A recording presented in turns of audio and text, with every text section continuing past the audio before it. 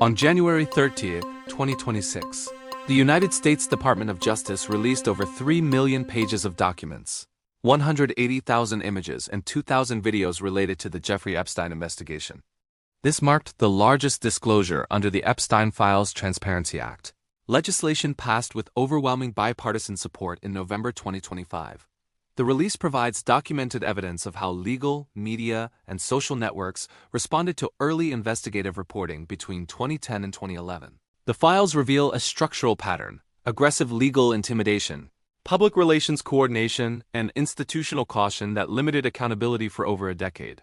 This analysis examines what these documents demonstrate about the mechanisms that delayed transparency, the role of early investigative journalism, and the institutional factors that shaped outcomes. The roadmap is straightforward.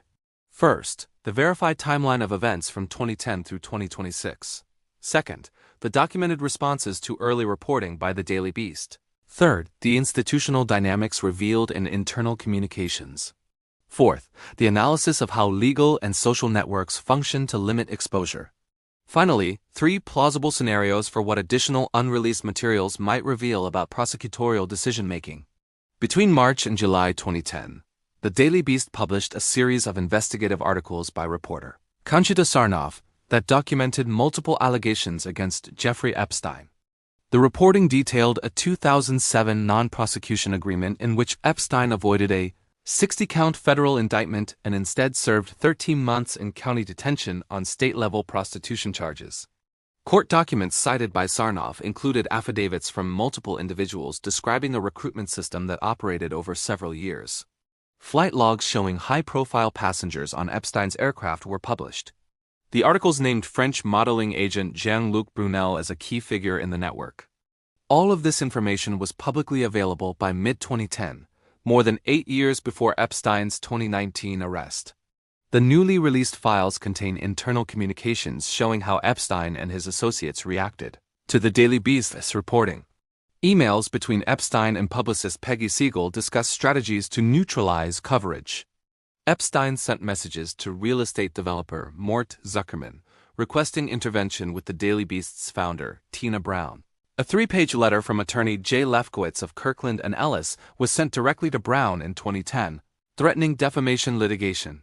The letter challenged characterizations in the Daily Beast's reporting and claimed the articles were sensationalized. Despite these threats, no lawsuit was filed. Internal emails show Epstein compiled a list of statements he considered libelous, but legal action was never pursued. Additional documents reveal communication between Epstein's team and media contacts.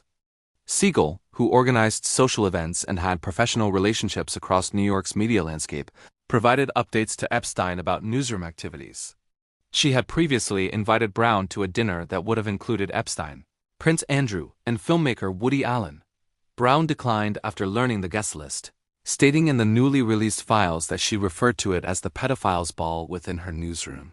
Siegel's emails to Epstein indicate she continued to provide information about the Daily Beast's editorial direction and personnel.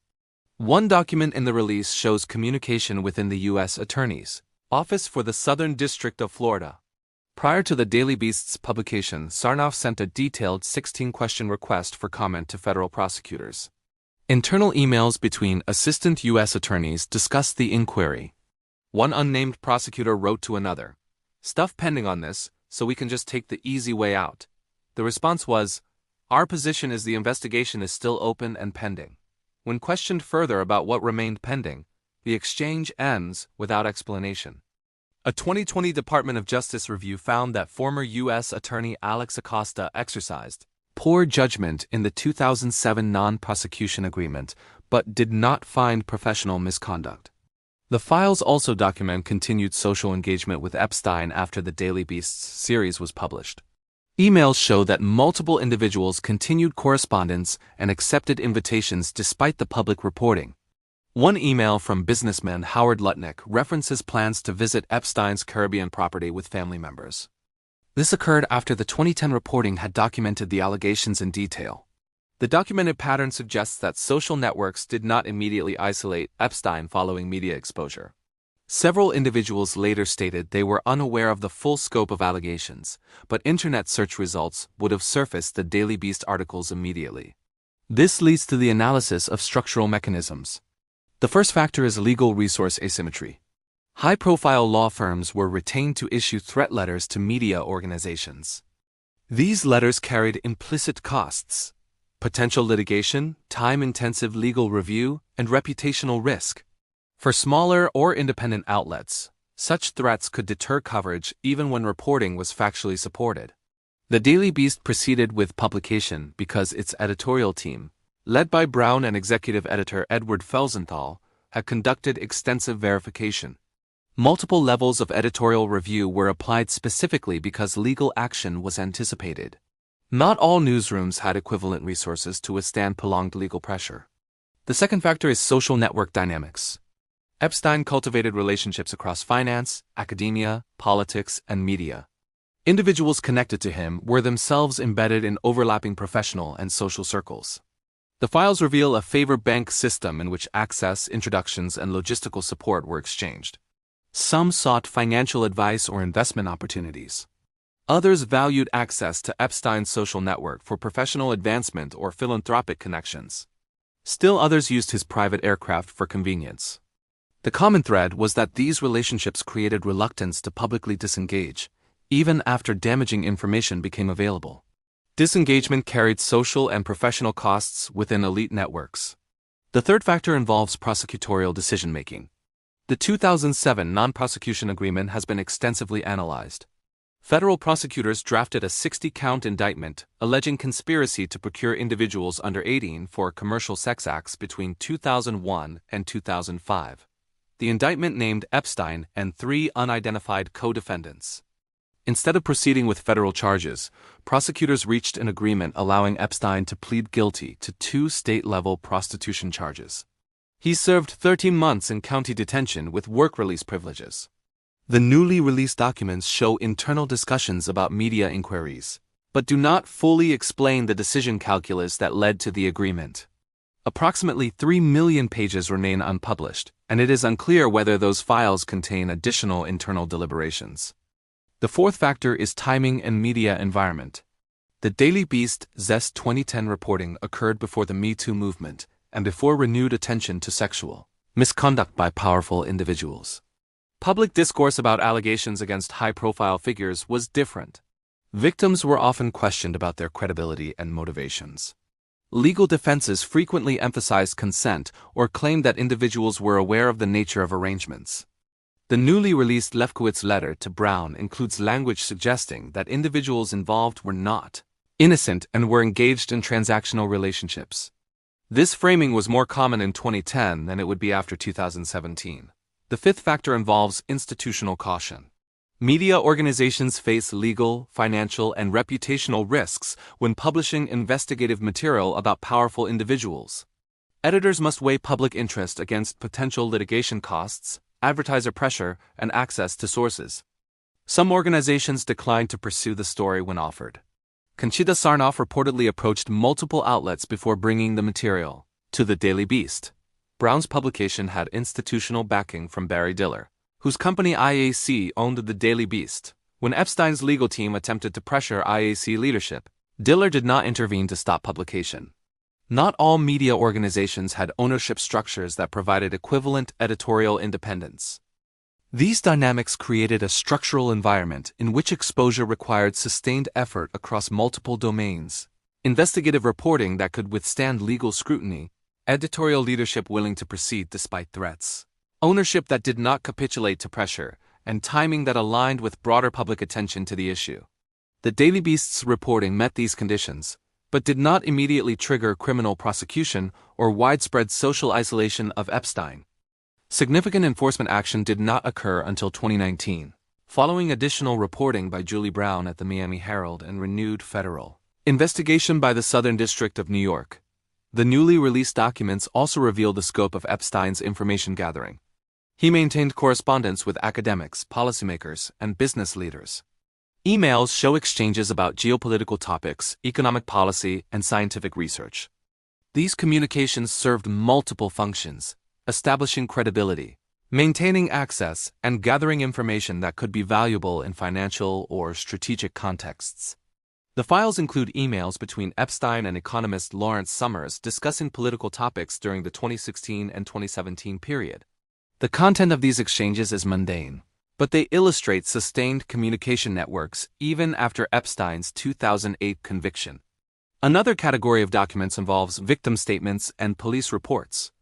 These materials were used in the original investigations and contain detailed accounts of recruitment methods, promises made, and exploitation experienced. The January 30th release drew immediate criticism from victim advocates because at least 31 individuals who were victimized as minors were not properly redacted. Names and identifying details were visible in documents that were supposed to protect privacy. The Department of Justice acknowledged the error and stated that review processes involved over 500 attorneys working to balance transparency requirements with privacy protections. Several foreign governments announced investigations after reviewing the files. On February 3, 2026, Turkish prosecutors opened an inquiry into allegations that Epstein trafficked Turkish minors. The review was triggered by references in the documents suggesting individuals were transported from Turkey, the Czech Republic, and other locations. Lithuanian prosecutors also announced an investigation, after media reports indicated that names of Lithuanian nationals appeared in the files. These developments demonstrate that the scope of the network extended beyond United States borders and involved multiple jurisdictions. The scenario analysis addresses what remains unknown. The Department of Justice has stated that the January 30th release fulfills its obligations under the Transparency Act. However, Deputy Attorney General Todd Blanche acknowledged that approximately 6 million pages were identified as potentially responsive to the law.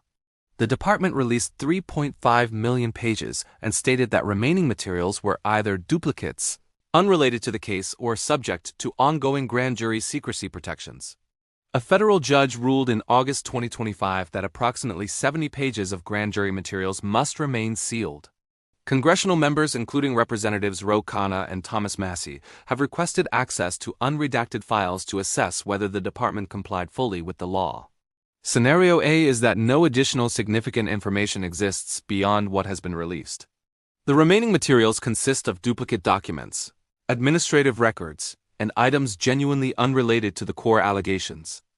In this scenario, the 2007 prosecutorial decision was the result of standard plea negotiation dynamics, concerns about witness credibility, evidentiary challenges, and resource allocation. The easy way out comment in the internal email was simply a colloquial reference to standard responses to media inquiries rather than evidence of improper influence. This scenario is plausible if the review process was thorough and if prosecutorial decisions were made within normal discretionary parameters. Scenario B is that additional documents reveal institutional pressure or influence that shaped the 2007 agreement. Epstein's social network included individuals with connections to law enforcement, prosecutors, and policymakers. If communications exist showing external pressure, attempts to influence charging decisions, or coordination between Epstein's legal team and prosecutors beyond standard defense advocacy, those materials could explain the favorable outcome he received. The easy way out comment might be part of a broader pattern of institutional reluctance to pursue aggressive prosecution. This scenario is plausible given the unusual nature of the non-prosecution agreement and the documented connections Epstein maintained across institutional domains. Scenario C is that unreleased materials contain information about additional individuals whose involvement has not been publicly confirmed. The draft indictment referenced 3 unnamed co-defendants. Ghislaine Maxwell was convicted in 2021 for her role in recruitment and facilitation, but the other individuals remain unidentified. Documents could reveal coordination among multiple actors, financial arrangements, or international dimensions of the network. This scenario would explain why certain materials remain sealed, and why congressional oversight continues despite the department's claim that transparency obligations have been met. What remains clear is that the newly released files document a sustained effort to manage media coverage, pressure journalists, and navigate institutional accountability. The Daily Beast's reporting in 2010 provided detailed documentation of allegations, but legal, social, and institutional mechanisms limited the immediate consequences. Epstein continued to maintain elite connections, conduct business, and move through social networks for nearly a decade after that reporting was published. Enforcement action only occurred after additional investigative reporting, after cultural shifts made allegations more credible in public discourse, and after a new prosecutorial team in the Southern District of New York reopened the case. The documents also demonstrate that investigative journalism faced significant obstacles. Legal threats required editorial teams to conduct extensive verification. Publicists and social intermediaries worked to undermine reporters and pressure editors. Institutional connections were leveraged to request intervention from media ownership. These tactics did not succeed in stopping the Daily Beast, but they illustrate the resources available to powerful individuals seeking to limit exposure. In cases where editorial leadership was less resolute or where legal resources were more limited, such pressure could deter coverage. The summary is this. The Epstein files released in January 2026 provide documentary evidence of the institutional dynamics that shaped accountability between 2010 and 2019. Early investigative reporting by the Daily Beast detailed allegations, documented court records, and published flight logs showing elite connections. Legal threats were issued, but litigation was never pursued. Social networks continued engaging with Epstein despite public reporting. Internal prosecutorial communications suggest institutional caution about pursuing media inquiries aggressively.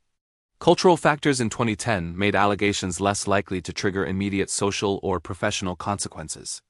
The combination of legal intimidation, social network protection, prosecutorial discretion, and timing created an environment in which transparency did not immediately produce accountability.